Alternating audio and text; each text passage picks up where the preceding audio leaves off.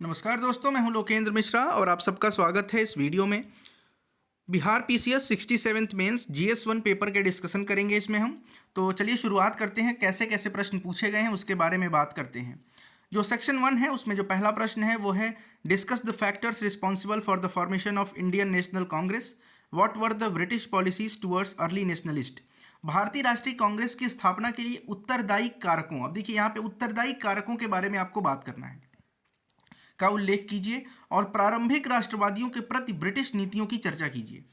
अब यहां पर देखिए, प्रारंभिक राष्ट्रवादियों के प्रति ब्रिटिश नीतियां क्या थी उसकी चर्चा करनी है, न कि ये जो प्रारंभिक राष्ट्रवादी हैं इनकी नीति क्या है ब्रिटिश के प्रति, वो नहीं करना है।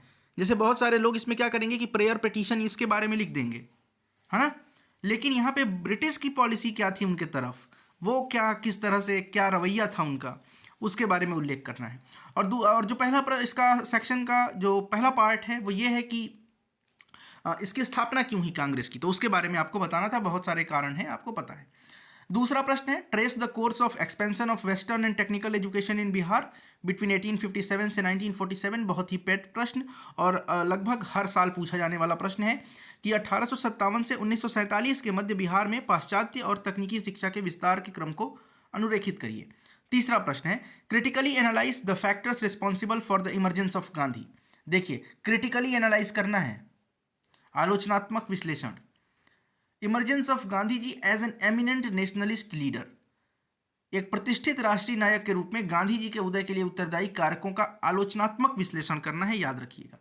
इंपॉर्टेंट है कि क्रिटिकली एग्जामिन करना है, एनालाइज करना है। चौथा प्रश्न है write an essay on the quit India movement of 1942। Was it spontaneous movement, क्या ये एक स्वतः होने वाला, अनायास ही होने वाला आंदोलन था, या फिर इसमें इसके पीछे कुछ कारक भी थे। तो आप बताएंगे कि ये स्वतः तो नहीं हुआ, इसके पीछे बहुत ही एक लंबी श्रृंखला रही है और तमाम चीज़ें थी, वो सब आप उल्लेख करेंगे। और चूंकि बिहार पीसीएस का प्रश्न है तो थोड़ा सा इसमें बिहार के एस्पेक्ट में भी 1942 में बिहार में क्या हुआ था, जो जयप्रकाश नारायण वगैरह के बारे में, वो भी चर्चा आपको करनी होगी। अगला है Agnipath is a path towards development और डिस्ट्रक्शन। अग्निपथ विकास अथवा विनाश की ओर पथ है, टिप्पणी करिए, इसके बारे में बताना है, करंट अफेयर से जुड़ा हुआ है। नवा प्रश्न था discuss the concept of one nation one election, एक राष्ट्र एक चुनाव in Indian context and give your argument for and against it. इसके पक्ष और विपक्ष में अपने तर्क देने हैं आपको। इस पर मैंने बहुत पहले, मुझे लगता है कि 3 साल पहले एक मैंने वीडियो बनाया था 7-8 मिनट का, जिसमें मैंने बात की थी कि एक राष्ट्र और एक चुनाव क्या होता है, उसके फायदे क्या हैं, उसके नुकसान क्या है। तो ये आपको दोनों ही चर्चा करनी थी, तर्क के साथ बताना था। अगला प्रश्न करंट अफेयर से है, इंटरनेशनल रिलेशन भी कहेंगे इसको आप। इंटरनेशनल रिलेशन कहने का मतलब है कि ये जो अंतर्राष्ट्रीय महत्व की घटनाएं हैं वहां से है। What is the root cause of war between Russia and Ukraine, discuss its impact upon the nations of the world with special reference to India. Bharat पर इस युद्ध का क्या प्रभाव पड़ेगा, ये आपको बताना होगा। अब भारत में इसका प्रभाव अलग अलग तरह से पड़ेगा, जैसे सोशल कुछ इशू है कि नहीं है, पॉलिटिकल क्या है, इकोनॉमिकल क्या है, भारत के जो बच्चे थे वहाँ पे जो पढ़ रहे थे मेडिकल में, उनका भविष्य खतरे में है, उसके बारे में बताइए आप। खाद्यान्न संकट या फिर पेट्रोल और डीजल के दामों से क्या इसका कोई संबंध है, ये सारी चीज़ें, जो एक सप्लाई एंड चेन का डिसरप्शन हुआ है उससे रिलेटेड चीज़ें आपको बतानी होंगी। उसके बाद से आपको ये भी बताना है कि रूट कॉज क्या है। तो रूट कॉज आप बहुत पीछे चले जाएंगे, नाटो की स्थापना, यूएसएसआर, और फिर आप बात करेंगे यूएसएसआर की स्थापना की, यूएसएसआर जब बना था और उसके बाद की जो घटनाएं थी वो सब आप जोड़ते हुए ले आएंगे। फिर नाटो और यूरोपियन यूनियन का क्या प्रभाव रहा वो सब बताएंगे। उसके साथ ही साथ आप ये भी बताएंगे कि पहले तो कल्चरल यूनिटी थी, एक ही तरह के कल्चर शेयर करते हैं यूक्रेन और रसिया के, लेकिन कुछ डिफरेंसेस भी हैं। और यूक्रेन को रसिया कैसे देखता है, एक बफर स्टेट के रूप में देखता था, ताकि यूरोप से अगर कोई आक्रमण हो तो सबसे पहले यूक्रेन पड़ेगा।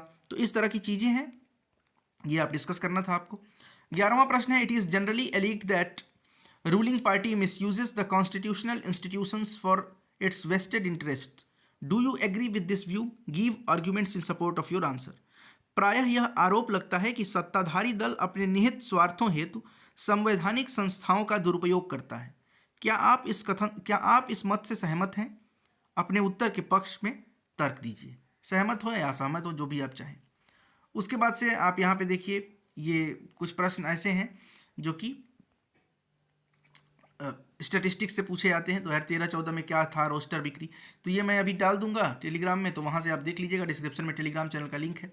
5वां प्रश्न देखिए कि इंपॉर्टेंट है कि describe the chief characteristics of Mauryan art, मौर्यकालीन कला की प्रमुख विशेषताओं का वर्णन करिए। बहुत महत्वपूर्ण प्रश्न, लगभग आपने कोई भी टेस्ट सीरीज ज्वाइन किया होगा, ये प्रश्न दिया ही गया होगा और हर साल रिपीट होने वाले प्रश्न में से हैं पाल कला, बौद्ध कला और मौर्य कला। अगला है write a short note on any two of the following, Santhal uprising, Champaran satyagraha, Rabindranath Tagore's contribution in the freedom movement to the freedom movement. तो ये तीनों में से कोई दो आपको लिखना होगा, आप लिख सकते हैं आसानी के साथ। सेक्शन 2 की बात करें तो यहाँ पर है क्वाड की उत्पत्ति, सदस्यता, विकास एवं उद्देश्यों का वर्णन कीजिए, भारत के लिए इसका क्या महत्व है। तो क्वाड काफ़ी इंपॉर्टेंट हो जाता है, ऑस्ट्रेलिया, जापान, इंडिया और उसके साथ साथ ब्रिटेन, तो ये क्वाड कंट्रीज़ हैं, इसके लिए काफ़ी महत्वपूर्ण ये करंट अफेयर्स भी बनता है और आपको तो ये प्रश्न करना ही चाहिए।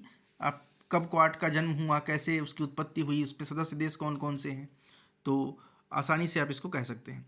यूके मैंने बोल दिया, ब्रिटेन बोल दिया ना, ब्रिटेन गलत है। इंडिया है, ऑस्ट्रेलिया है, यूएस है और जापान है। ध्यान से समझिए, इंडिया, ऑस्ट्रेलिया, यूएस और जापान ये मिलके बनाते हैं क्वाड कंट्रीज़। और एक तरह से आप देखिए तो ये जो चाइनीज़ डोमिनेशन है इसको भी ये सप्रेस करने के लिए बनाया गया। चाइना का जो बढ़ता प्रभाव है उसको कैसे कम किया जाए एशिया पैसिफिक में, उससे रिलेटेड इसको आपको इसको रिलेट कर सकते हैं। फिर ये तो आप देख रहे हैं करेक्ट उसके हैं स्टैटिस्टिक्स के कुछ प्रश्न हैं सांख्यिकी के, ये मैं अभी टेलीग्राम चैनल पे डाल दूंगा, तो वहाँ से आप आसानी से इसको देख सकते हैं। तो कुल मिलाकर यही प्रश्न था और ये आपको सॉल्व करना था। 14वां प्रश्न है, देखिए आप। तो बहुत बहुत धन्यवाद। मेरे हिसाब से जो जीएस के प्रश्न हैं वो ऐसे प्रश्न हैं जो कि आपने कोई भी टेस्ट सीरीज ज्वाइन किया होगा, अगर आप प्रीवियस ईयर क्वेश्चन भी करते हैं तो सारे प्रश्न वहीं से मिल जाएंगे आपको। जीएस 1 आसान सा प्रश्न है, वही है जो कि हर बार पूछे जाते हैं और जहाँ तक स्टैटिस्टिक्स भी देखने में लग रहा है वो भी कोई बहुत ज़्यादा टफ नहीं है और आपको पता ही है कि इसमें सारे क्वेश्चन तो करने नहीं है, आपके पास ऑप्शंस भी होते हैं। तो बहुत बहुत धन्यवाद, मिलते हैं दोस्तों नेक्स्ट वीडियो में। वीडियो अच्छा लगे तो लाइक करें, कमेंट करें, शेयर करें। चैनल को सब्सक्राइब नहीं किया है तो सब्सक्राइब कर लीजिए और डिस्क्रिप्शन में टेलीग्राम चैनल का लिंक है, उससे भी जुड़िए।